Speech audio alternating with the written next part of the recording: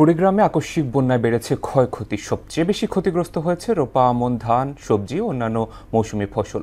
কষ্টের ফসল নষ্ট হওয়ায় দিশেহারা কৃষকরা।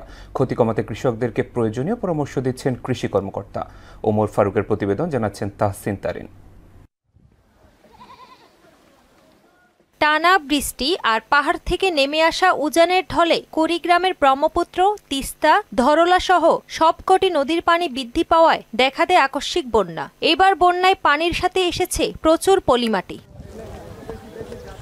এতে চরাঞ্চলে ও নিম্নাঞ্চলে চাষ করা রোপা, আমন, বেগুন, মরিচ সহ নষ্ট হয়েছে বিভিন্ন ফসল। বের হয়ে গেছে অসংখ্য পুকুরের মাছ। ধার দেনা করে লাগানো কষ্টের ফসল নষ্ট হওয়ায় দিশেহারা কৃষকরা। আবাদ করছিলাম 6 বিঘা, 2 বিঘা ঠিক আছে, 4 বিঘা হয়ে গেছে বন্যায়। মাছ, তারপর ধান, এগুলো আসলে তলায় যায়, মানুষ তো নিঃস্ব হয়ে গেছে। ক্ষেত বাহারগুলো মনে করেন বালু পরে, মনে করেন মেদ পরে এগুলো তলায় গেছে।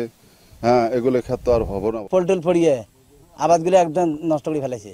এই আবাদ আর হবারে নাই। ক্ষয়ক্ষতির পরিমাণ নিরূপণ করতে মাঠ পর্যায়ে কাজ করছে উপজেলা কৃষি দপ্তরের কর্মকর্তারা। আর ক্ষতি কমাতে কৃষকদের প্রয়োজনীয় পরামর্শ দিচ্ছে কৃষি বিভাগ। আমরা বিভিন্ন উপজেলা থেকে অলরেডি রিপোর্ট চেয়েছি। আমরা রিপোর্টটা পেলেই আমরা আসলে বলতে পারবো যে ক্ষয়ক্ষতিটা কীরকম হয়েছে বা এটা টাকায় কতটুকু ক্ষয়ক্ষতি হয়েছে সেটা আমরা বলতে পারবো। পানি নামলেও নিচু এলাকায় রয়েছে জলাবদ্ধতা। এই অবস্থায় ক্ষতি পুষিয়ে নিতে সরকারি সহায়তা চান ক্ষতিগ্রস্তরা। তাহসিন তারিন, মোহনা সংবাদ।